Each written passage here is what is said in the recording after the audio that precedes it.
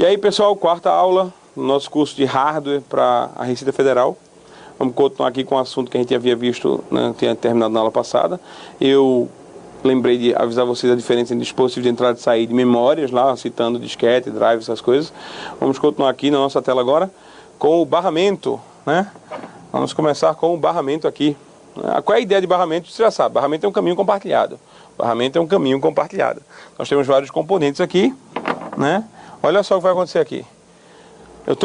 A CPU mandando uma informação para a memória principal, foi uma análise que eu fiz. Os outros componentes, né, isso eu já havia riscado para vocês, os outros componentes eles ficam sem conseguir falar pelo barramento, porque o barramento é um caminho compartilhado. Isso é bom que se saiba. Tá? Muitas coisas se baseiam na ideia de barramento. Não é só barramento em si, os barramentos que nós vamos ver no computador, mas existem redes de computadores, topologias de barramento, então a gente vai precisar entender a ideia de barramento. Barramento é um caminho por onde trafegam todos os dados, mas eles trafegam de um ponto para outro apenas, e todo mundo vai ficar ouvindo enquanto um está transmitindo. Então só tem direito a transmitir um dos componentes no barramento, só tem o direito de transmitir. Não há como dois transmitirem ao mesmo tempo, não. Tá? Então, olha só aqui, os slides tem um texto aí para vocês, a gente vai mensurar uma coisa aqui, né? Eu vou pular os slides de texto sempre, porque vocês vão ter esses slides em mãos, né? Eu vou só pular isso aí. Toda vez que você analisa barramento, você analisa um conceito, uma característica do barramento que é importante. A largura do barramento, tá? Agora, a largura do barramento não é a quantidade de centímetros, não é a medição em centímetros ou milímetros do barramento, não. O barramento é um caminho para transmitir sinais elétricos. O barramento é um caminho para transmitir sinais elétricos. A largura de um barramento, ela é dada pelo número de sinais elétricos que podem ser transmitidos pelo barramento ao mesmo tempo, simultaneamente. E ora, como cada sinal elétrico vai trafegar por um fio e um barramento, no mínimo, no mais simples conceito, o barramento é um fio, tá? A gente conta quantos fios o barramento tem. Quantos fios, quantos condutores elétricos realmente o barramento tem para medir a largura de um barramento. Então este barramento aqui do desenho, ele tem 4 fios. Ele pode transmitir 4 sinais elétricos. Ele pode transmitir um sinal elétrico por aqui, pode transmitir um sinal elétrico por aqui, por esse outro e por esse outro aqui. A gente ainda vai ver o porquê que eu usei uns e zeros, tá? A linguagem binária que determina que todas as informações são transmitidas na forma de uns e zeros. Mas olha, ao mesmo tempo eu pude transferir 4 uns e zeros, 4 sinais elétricos. Então nós dizemos que esse barramento aqui ele tem largura de 4 bits. Também vamos ver o termo bit, o que é que significa, certo? Então a largura de um barramento é medida em bits. Esses bits, o termo bit descreve cada zero e cada um que está sendo transmitido aqui. Então a largura de um barramento ela diz respeito à quantidade de informações que podem ser transferidas simultaneamente por aquele barramento. Existem barramentos mais largos do que 4 bits, não tenha dúvida. Existem barramentos hoje de 64 bits, barramentos de 128 bits em alguns casos, certo? Então existem barramentos com várias larguras, né? E quanto mais largo, se você puder pensar assim, vamos começar a pensar dessa maneira agora, quanto mais largo for o barramento, mais rápido será a transmissão de dados, né? Se o barramento tem 64 bits, está transmitindo 64 pulsos elétricos de uma vez só. Mas a gente vai ver isso daqui a pouquinho, entender como é que isso funciona. Então a largura de um barramento diz respeito à quantidade de fios que formam aquele barramento corporeamente, né, anatomicamente, quantos fios formam aquele barramento. Nós vamos começar a ver agora o funcionamento básico de um computador. A ideia aqui do funcionamento básico não é pode voltar minha câmera aqui, por favor. A ideia do funcionamento básico do computador não é descrever com minúcias ainda como o seu computador funciona, tá? A gente não tem esse interesse. Eu quero mostrar a vocês apenas como, assim, no básico, qual é a importância de cada componente aí para você, para o seu computador. Os componentes de entrada e saída. Então vai ser um exemplo, vai ser um teatrinho bem básico de como o seu micro funciona, porque a gente ainda está no estilo de... Estamos no básico do básico que serve para qualquer banca. Vai ter um ponto em que nós vamos chegar onde só a ESAF chega. Mas aí esse conceito aqui é um conceito bastante simples que servirá para qualquer instituição, qualquer banca elaboradora, tá? Vamos voltar aqui para a tela? O que eu tenho é o seguinte, né? Tudo começa nos dispositivos de entrada, tudo começa num teclado. Então vamos supor que o usuário ele tenha digitado uma letra A, certo? Ali está a letra A. Vamos ver o que é que o usuário vai fazer com essa letra A agora. Então, o usuário digitou a letra A, os sinais elétricos daquela letra A, eles são enviados pelo barramento até a CPU.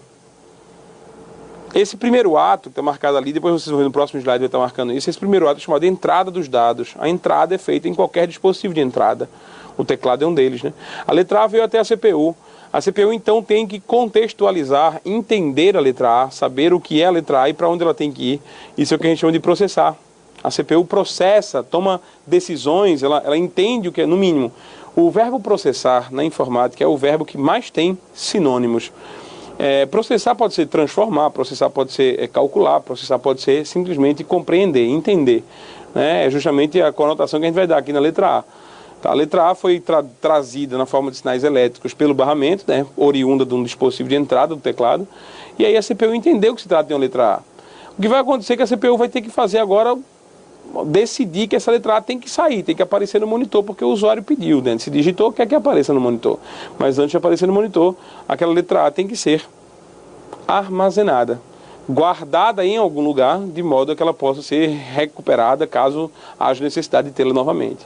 Então a nossa letra A, ela é armazenada numa memória, guardada numa memória principal, para ser mais exato, e depois, por fim, a letra A sai. A letra A, ela aparece no seu monitor. Então, entre a digitação que você fez no teclado e o aparecimento da letra A na memória, aconteceu muito mais coisa do que você previa. É muito rápido. Ah, mas quando eu digito aparece de imediato na minha tela. Sim, com certeza. Entre a entrada e a saída na tela, o tempo foi muito pouco, é muito pequeno. Mas para um computador ele conseguiu realizar muitas operações. Então o resumo da ópera é o seguinte: entrada, processamento, armazenamento e saída. O seu computador faz isso. A entrada dos dados acontece nos dispositivos conhecidos como dispositivos de entrada. Processamento é responsabilidade da CPU. A CPU é quem processa. Daí o nome CPU, tá? Até agora eu sempre esqueço de dizer o que é a sigla. Em primeiro lugar, a maioria das siglas da informática não ajuda, certo? Mas CPU significa Unidade Central de Processamento, tá? Unidade Central de Processamento. Vou botar aqui embaixo. Então, o processador, ou CPU, é o componente responsável por realizar o que a gente chama de processamento, tá? Vou logo avisando que eu não vou estar traduzindo todas as siglas não, porque nem todas as siglas ajudam, tá? Nem todas as siglas ajudam. E depois do processamento, que é a responsabilidade da CPU, acontece o armazenamento, a guarda dessas informações na memória, para ser mais exato nesse exemplo, a memória principal, tá? E finalmente a saída das informações, que vai acontecer no dispositivo de saída, que pode ser o monitor, a impressora ou a caixinha de som, qualquer outro dispositivo de saída, tá? Isso é o funcionamento básico do seu micro. Vamos partir para um próximo tópico, que é você entender como é que essas informações que trafegaram da entrada para a CPU, da CPU para a memória, né, e depois para a saída, como é que essas informações elas trafegam realmente. Não importa o que você ache que está fazendo no computador, o que você está realmente fazendo é 0 e 1. Então, ó, a ideia é a seguinte: você pode estar trabalhando com um arquivo PDF de uma prova, com uma fotografia JPG, com um arquivo do Excel, ou então com um arquivo do Word qualquer, ou então com uma música MP3, não importa não. Tudo que você faz no seu computador, trabalhar na calculadora, trabalhar no Word mesmo, digitar texto na memória RAM no Word, não importa não. Tudo que você faz no seu computador é 0 e 1. Tudo que você faz no seu computador é representado na forma real de zeros e uns. Então isso aqui é como você vê. Isso aqui é, sei lá, isso aqui é a fachada. Tá? É como você vê. Isso aqui é a realidade. Isso aqui é o que realmente acontece. Tá?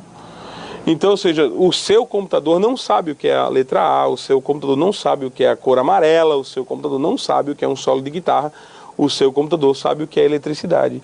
E a eletricidade variando dentro do seu computador pode assumir 2 valores apenas, ou 0 ou 1. E olha só, esse 0 e 1 ainda é enfeite. Quer dizer, esse 0 e 1 ainda é assim, uma representação, porque realmente seu micro não sabe o que é 0 e 1. Seu micro sabe o que é energia elétrica, como a gente vai ver agora. Presta atenção na ideia aqui. O que é um equipamento eletrônico? O que é um equipamento eletrônico? Chamamos de equipamento eletrônico, o nosso computador é um equipamento eletrônico, né? O seu MP4 Play, que você está ouvindo agora essa aula, então o seu computador no qual você está ouvindo essa aula, ele é um dispositivo eletrônico. O que é ser eletrônico? É ser capaz de manipular energia elétrica. Manipular eletricidade. Então todos os nossos dispositivos eletrônicos eles têm essa característica, essa função, na verdade, manipular a eletricidade, certo? Só que um equipamento eletrônico, ele pode ter ele pode fazer a manipulação da energia elétrica de duas formas, ou de forma digital ou de forma analógica, certo? Nossos computadores são dispositivos digitais, nossos computadores são computadores digitais, tá? Vamos saber exatamente qual é a diferença entre digital e analógico agora, tá? Então, ser equipamento eletrônico é ser capaz de manipular a eletricidade, tá? Nessa manipulação da eletricidade eu posso ter os dispositivos digitais e os dispositivos analógicos. O que é um dispositivo analógico? Equipamentos que conseguem manipular a energia elétrica de forma contínua, idêntica como ela se representa na natureza, ou fazendo uma analogia como ela vai na natureza, são equipamentos que são considerados analógicos. Como assim? Imagine sua voz trafegando por uma linha telefônica convencional. Quando você fala mais alto, a onda elétrica é maior, ela atinge amplitudes maiores. Quando você fala mais baixo, a onda elétrica atinge amplitudes menores. Então, o que está acontecendo é que você vai ver uma onda totalmente irregular, mas que ela imita a realidade. Ela faz uma analogia, uma comparação com a realidade. Então, se você fala baixo, se você tem picos de voz mais baixos, você vai ter a sua voz atingindo isso aqui, ó, esses pontos aqui mais baixos. Se você grita, a sua voz atinge pontos mais altos. O timbre da sua voz atinge pontos mais altos. Então, o que acontece é que quando eu estou representando uma onda sonora de forma analógica, a energia elétrica ela vai variar analogicamente, ou seja, vai variar comparativamente à realidade do som. Então, imagine que isso aqui é a sua voz, né, num telefone convencional. Pode ser assim, desse jeito, a sua voz gravada numa fita cassete, numa fita daquelas magnéticas cassete. Isso aqui é a sua voz, ela vai assumir valores baixos quando você estiver falando baixo. Vai assumir valores altos quando você estiver falando alto. Então a energia elétrica vai subir quando você começar a gritar. A energia elétrica vai descer quando você começar a falar mais baixo, certo? Então, ser analógico é variar a energia elétrica de forma contínua e irregular, de acordo com o que acontece na natureza, imitando, né, fazendo analogia com o que acontece na natureza, tá? Vamos ver agora o que é um dispositivo digital. Um dispositivo digital é o quê? A sua voz trafegando no telefone celular, ou a sua voz trafegando, foi gravada num sinal digital, num gravador de voz digital desse que vocês usam, um gravadorzinho de voz. A sua voz, a voz do professor, varia assim, de forma regular. Ela não se importa em imitar a realidade. Ao contrário, os sinais do som real, os sinais gravados da realidade, eles são codificados em impulsos que só podem assumir dois valores. Eles são codificados em impulsos que só podem assumir ou o topo, ou a base, ou o máximo, ou o mínimo. Então aqui nós temos ou assume esse valor, ou assume esse. Então aqui está em cima, embaixo, em cima, embaixo, embaixo, em cima, embaixo, em cima, e aí sucessivamente. Não existe meio termo, não existe um ponto como aqui no analógico, ó, aqui, olha para cá para cima, né? Aqui do analógico, tá no topo, aqui tá mais ou menos, aqui chegou nesse ponto, aqui no meio, mas aqui voltou de novo para cima, e aqui foi mais para baixo. Então o que está acontecendo aqui na onda analógica, o sinal elétrico pode assumir qualquer valor entre o máximo e o mínimo, qualquer valor que represente uma imitação da realidade. O sinal digital não está nem aí com a realidade. O sinal digital ele apenas representa tudo que ele foi capturado, tudo que foi transformado. Ele representa, codifica em dois sinais, dois possíveis valores, ou o sinal máximo ou o sinal mínimo. Essa transição aqui, essa diagonalzinha transitória aqui, ela é desconsiderada, tá? Então o que importa é esse estágio aqui. Eu tenho aqui, ó, esse estágio aqui. Aí eu posso representar isso de uma forma através de caracteres, já que só podem assumir dois valores, já que uma onda elétrica, uma onda eletrônica digital, ela só pode assumir dois valores, ou está no topo ou está embaixo, para não ter que ficar desenhando isso aí, feito uma mula sem cabeça, desenhando esse sobe e desce, sobe e desce, sobe e desce. Então eu vou fazer o seguinte, eu vou simplesmente representar como zeros e uns. Então, ó, lá embaixo você vê todos os nossos sinais representados como zeros e uns, representados como pulsos, como caracteres, 0 e 1. Ah, João, peraí, quer dizer que o 0 e 1 não existe? Não, o 0 e 1 não existe no seu computador. 0 e 1 é uma representação. Então nós dizemos que 0, o estado 0 é quando a onda está no estado mais baixo, no ponto mais baixo da onda. E o estado 1 é quando ele está no estado mais alto da onda, lá no topo. Pulsos elétricos só podem assumir dois valores, 0, mínimo, 1, máximo, só isso. E por que 0 e 1? Bom, eles podiam ter escolhido A e B, podiam ter escolhido X e Y, podiam ter escolhido bola e Xinho, feito o jogo da velha, né? Eles podiam ter escolhido um bocado de coisa, mas escolheram 0 e 1 apenas. Então, zeros e uns são a forma de representar os sinais elétricos variando de forma digital. Todo equipamento que se considera digital, telefone celular, relógio digital, gravador de voz digital, os CDs, DVDs, as músicas em MP3, tudo isso é uma sequência de pulsos zeros e uns, uma sequência de pulsos elétricos que podem ser representados apenas como 0 e 1, tá? Voltando aqui para minha câmera, a gente terminou de ver aqui, fazer a comparação entre analógico e digital, é uma comparação que eu sempre faço, no início da próxima aula eu vou só retomar aqui para fazer algumas comparações, mas é basicamente isso, assim, o seu computador é um dispositivo eletrônico digital, o seu computador manipula informação na forma de pulsos elétricos regulares, pulsos elétricos que só podem assumir 2 valores, tudo na informática, tudo no seu computador é digital, é sinal binário, zeros e uns, sinal representado com apenas dois valores, tá? Mas na próxima aula a gente conclui, a gente continua esse assunto. Um abraço.